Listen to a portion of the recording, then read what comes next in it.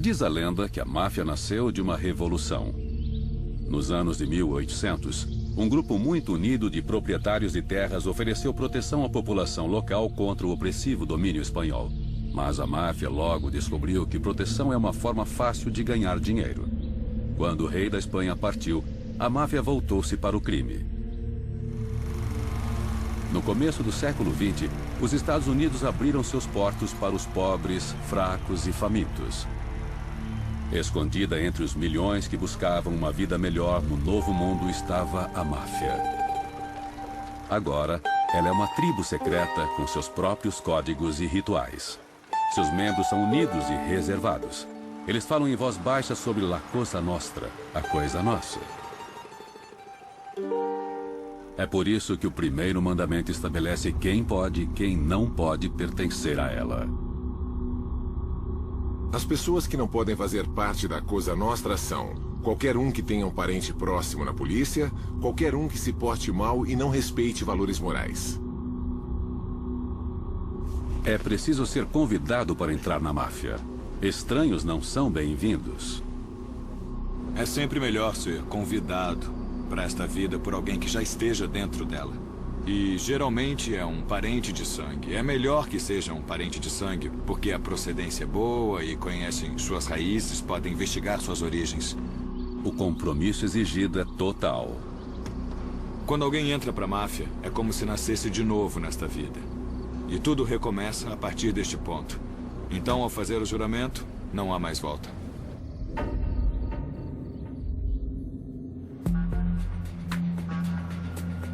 Ao longo da história da máfia, a regra principal de admissão tem sido apenas uma: é preciso ser siciliano. Até mesmo Al Capone, talvez o mais famoso gangster do mundo, foi impedido de entrar para a máfia porque não tinha vínculos com a Sicília. Seu nome é apresentado em uma reunião da Comissão do Crime, o Conselho da Máfia em Nova York. A comissão é formada pelos chefes dos 5 clãs mais poderosos da máfia nos Estados Unidos. Ligados por fortes vínculos de parentesco e fraternidade, a máfia chama seus clãs de famílias. Cada uma das 5 famílias de Nova York recebeu o nome de seu líder original: Bonanno, Colombo, Gambino, Genovese, Lucchese. Agora, seus sucessores decidem o destino dos aspirantes a membros. Para se tornar um homem feito, é preciso participar de um ritual de mais de 100 anos. O chefe estava sentado no meio de uma configuração em ferradura. O chefe abaixo e o consigliere estavam à sua esquerda e à direita, e todos os capitães da família estavam lado a lado. Estendi a mão. Ele pegou uma faca, cortou meus dedos, caiu um pouco de sangue no chão. Eu abri as mãos, ele pegou a foto de um santo e colocou fogo nela. Não doeu, queimou rápido. Era só simbólico. E ele disse: esta noite, Michael Francese, você está nascendo de novo para esta nova vida, na Cosa Nostra. E se você violar o que sabe sobre esta vida ou trair seus irmãos a qualquer momento, então você vai morrer e queimar como o santo está queimando em suas mãos. Você aceita? Sim, aceito. Francese agora é um soldado da máfia. Está no último degrau da hierarquia. Acima dele estão os capos, ou capitães, um subchefe e o próprio chefe. Os homens feitos se autoproclamam homens de honra. É um título criado para inspirar durante sua ascensão. A máfia passa por uma mudança. Os negócios estão se expandindo e precisam envolver pessoas de fora. As regras para o ingresso tornam-se menos rígidas. A máfia começa a convocar associados. Homens que fazem negócios com a organização, mas não se qualificam como membros. Estes caras eram convocados ou convidados porque eles ganhavam dinheiro com eles. E eles não sabiam muito bem a sua origem, não os investigavam muito bem também. O ingresso na máfia já não depende da origem familiar, mas do dinheiro. O negócio da máfia é ganhar dinheiro de todos os modos possíveis. Mas as próprias leis da máfia decretam que não se pode mentir para obter lucro pessoal. Não é permitido se apropriar do dinheiro que pertence a outros membros ou famílias. É um estranho mandamento para uma organização criminosa. Não roubarás. Você pode mentir, roubar, enganar, fazer de tudo para ganhar dinheiro para a família, mas não faça isso dentro dela. É claro, o mandamento só se aplica ao roubo entre mafiosos. Segundo o FBI, a máfia ganha incríveis 100 bilhões de dólares por ano. Mais do que a Boeing, Coca-Cola e até a Microsoft. A máfia ganha dinheiro de milhares de diferentes formas. Eu mexia com um jogo ilegal, tinha um negócio com apostas. Operações com cassinos, sindicatos, indústria alimentícia. A gente roubava as carrocerias, depois o caminhão inteiro. Essas carrocerias de 12 metros valiam uma boa grana. A gente tinha que passar pra frente e eu passava. O jogo era espinha dorsal. As pessoas adoram apostar. Elas adoram jogar. Tínhamos muita gente lá dentro. Eu costumava entrar na cozinha com uma pistola, passava pela cozinha, ia até as caixas registradoras, roubava todo mundo e me mandava. Fiz isso muitas vezes. Na máfia, o dinheiro vem de baixo para cima. É um esquema tradicional. Os associados entregam uma parte de seus lucros aos soldados, que então pagam uma porcentagem a seus capos, e assim por diante, até chegar ao chefe. Se eu sou seu capo e você rende algum pra mim e eu também dou lucro ao chefe, todos ficam felizes. No topo desta cadeia de lucros está o chefe. A gente sempre cuidava do chefe, ele sempre levava o dele.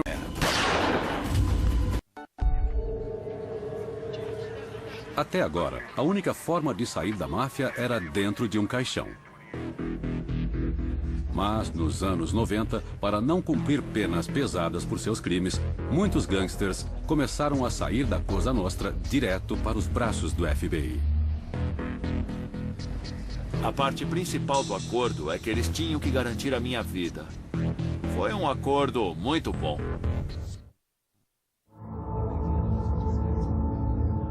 Este é o maior pecado segundo os 10 mandamentos da máfia, e os mafiosos sabem muito bem disso.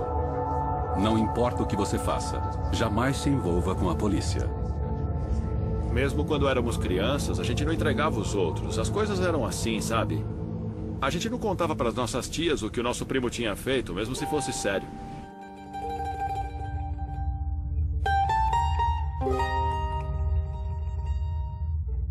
Nunca seja visto com policiais. Este mandamento da máfia é um aviso aos gangsters para fazerem o possível para não serem vistos com policiais. Eu cresci odiando a polícia. O meu pai sempre me ensinou que eu jamais poderia ser policial ou gostar da polícia porque eles juraram prender nossos parentes, a nossa família. Então eu cresci odiando a polícia. Mas quando a tradição falha, os chefes têm uma outra carta na manga.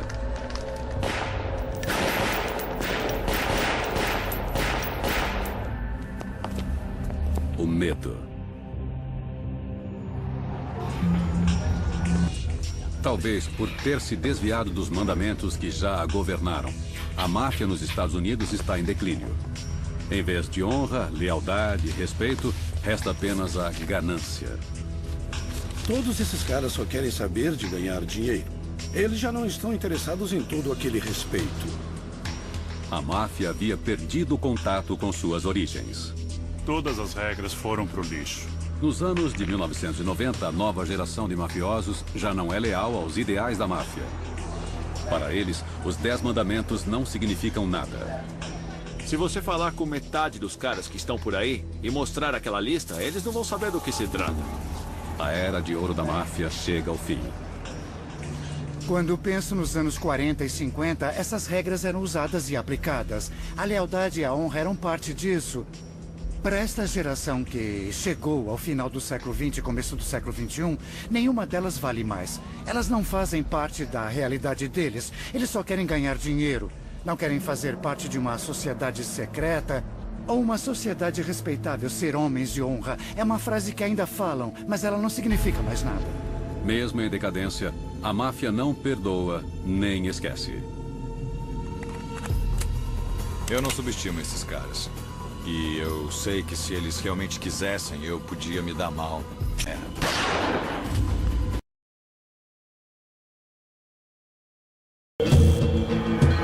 80 mil membros.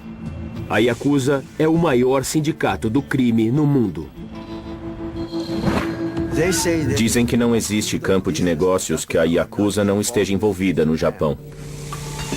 Eles infectaram todos os aspectos da sociedade japonesa, tanto ilegal como legal. Desde grandes executivos a astros de cinema, animadores, cantores, na verdade, controlam a versão japonesa de Hollywood. É como uma volta à América dos anos 50. Como a máfia italiana, os que são escolhidos se comprometem completamente, fazendo um juramento de honra. É como entregar a vida ao diabo. Nenhum grupo criminoso no mundo é mais identificado com tatuagens como a Yakuza. A marca registrada deles é o corpo todo coberto de tinta. Quando os japoneses veem tatuagens, pensam Yakuza. Yakuza igual pessoas tatuadas. Quando você decide se juntar à Yakuza, você se torna como um soldado no exército. Você passa por um ritual japonês que é de troca de xícaras de saquê com o chefe. Então ele diz, de agora em diante, sou seu pai e você é meu filho. Existem 22 grandes grupos de Yakuza, cada um com uma estrutura organizada e regimentada. Os grupos de Yakuza são estruturados como uma família. Bem no topo nós temos o Oyabun. Um Oyabun significa a figura paterna. E cada um abaixo do Oyabun faz um juramento de lealdade a ele, e eles se tornam seu Kobun. Basicamente seus filhos. E dentro dos Kobun vão existir irmãos mais velhos e irmãos caçulas. Presidente da empresa no topo, vice-presidente, diretor, depois gerente. Há milhões de homens, e os homens embaixo nunca verão o sol. Mas uma vez dentro, não é fácil sair. Uma vez que se faz o juramento para a gangue, o único modo de sair é cortando seus dedos. Para se dedicar à anciã arte do Tebori, ele deixou a Yakuza. Para isso, um membro tem que fazer um sacrifício, cortando parte do dedo. Assim que corta o dedo, tem que levá-lo ao Oyabun. Eu disse a eles que queria me tornar um cidadão responsável, por favor. O jeito de se falar, eu quero sair, é aqui está o meu dedo, desculpe pelos problemas que estou criando por isso. Horizen pegou uma faca e se preparou para a dor. Eu pedi a minha esposa para pegar uma tábua e uma faca e disse, isso nunca mais se repetirá. E cortei meu dedo. Horizen apresentou seu sacrifício para seu Oyabun.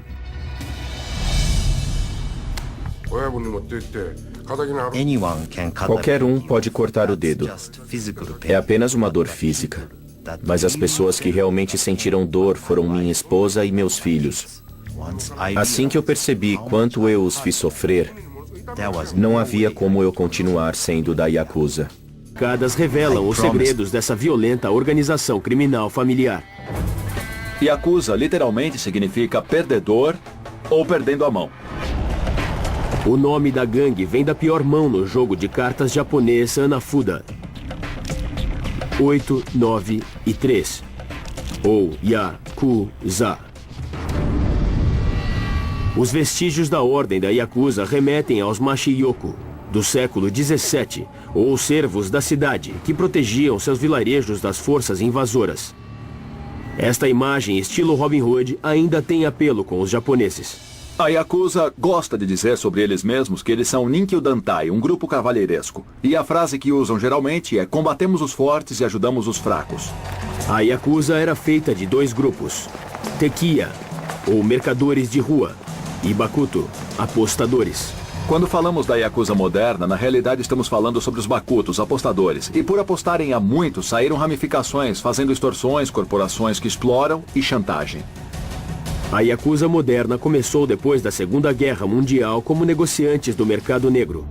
O maior grupo, o Yamaguchi Gumi, são essencialmente de estivadores em Kobe, que expandiram para a expedição e controle das docas para vender coisas ilegais, vendas no mercado negro e vendas de drogas. Eu fazia a coleta de pagamentos e cobrava juros das pessoas. Salões de pachinko, por exemplo, teriam que pagar por proteção. A A Yakuza exige lealdade, e a tatuagem se tornou a maior prova de dedicação. Se você tinha uma tatuagem, você era da Yakuza. Se não tinha, era cidadão respeitável. E deveria cobrir o corpo todo. Segunda pele. A Yakuza usa tatuagem para mostrar resistência. O ato da tatuagem em si tem significado e também o quanto do corpo é coberto. E quantas horas você passou fazendo. Um Yakuza tira a camisa e você vê esse corpo todo coberto de tatuagens e diz: nossa, esse é um cara que ficou horas fazendo, horas de dor. Isso é assustador. A Yakuza sempre carregou esta estigma e fez disso sua marca de orgulho. Os primeiros criminosos tatuados no Japão datam de 1600. Já no século XVIII, um sistema complexo de marcas era usado para identificar criminosos, identificar seus crimes e o número de condenações. Alguns criminosos tinham que tatuar o personagem de um cachorro na testa, o que no período significava criminoso. Logo, a tatuagem começou a mudar, ao invés de criar uma marca para uma escolha distinta de estilo. Apesar da associação com o crime, bombeiros começaram a se marcar.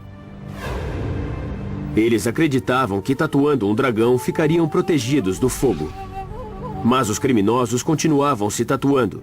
E em 1789 foi estabelecida uma lei proibindo tatuagens por todo o Japão.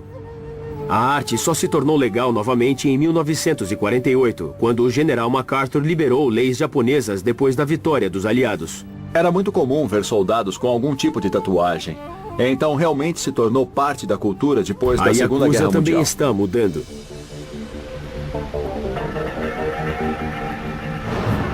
Os membros mais jovens estão se tornando mais seletivos, evitando indicações mais claras de afiliação. Ao invés de tatuagem no corpo todo, alguns são a favor de desenhos simples ou frases no antebraço. Jovens Yakuzas estão dispostos a se submeterem ao tempo e julgamento de ter todo o corpo tatuado. É uma marca de identificação. As tatuagens estão se tornando cada vez mais um incômodo. Você vê mais e mais pessoas sem tatuagens. A Yakuza só se importa com dinheiro e posição social. Eu tento mantê-lo não muito perto e não muito distante. Membros da Yakuza operam às margens da sociedade. Neste mundo, se você quiser chegar em algum lugar, você tem que ter uma arma de qualquer natureza e entrar numa gangue para eliminar alguém. A Yakuza está fortemente envolvida com tráfico humano, prostituição e mais. O que assusta na Yakuza é a união deles. Individualmente podem não ser tão fortes, mas quando formam um time, eles são capazes de sacrificar a própria vida. Se você subestimá-los, as coisas ficam assustadoras.